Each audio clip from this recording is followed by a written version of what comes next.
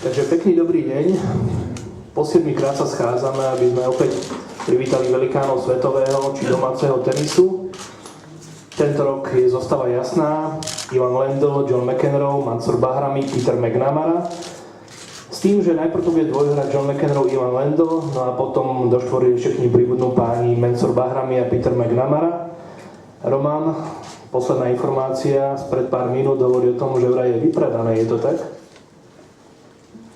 Áno, sme veľmi radi. Sme veľmi radi, že sa nám podarilo vypredať NTC. Myslím, že sa nám to podarilo iba raz, to bolo s Novákom Djokovičom, čo to bolo úplne kompletne vypredané. Takže toto je druhýkrát, čo sa nám podarilo naozaj v relatívne krátkom čase vypredať tú arénu. Takže tešíme sa, že tá aréna bude úplne plná a tešíme sa na tú atmosféru a že uvidíme skvelý tenis, skvelých velikánov. Super. Kým uvidíme skvelý tenis v stredu večer o 18. hodine, teda už zajtra večer v Národnom tenisovom centre Agon Aréne, tak dovtedy ešte bude aspoň nejaký maličký oficiálny program. Aký to bude? Tak ten oficiálny program začína zajtra o 15. hodine, keď si všetci aktéri trošku ťuknú v Národnom tenisovom centre s detičkami.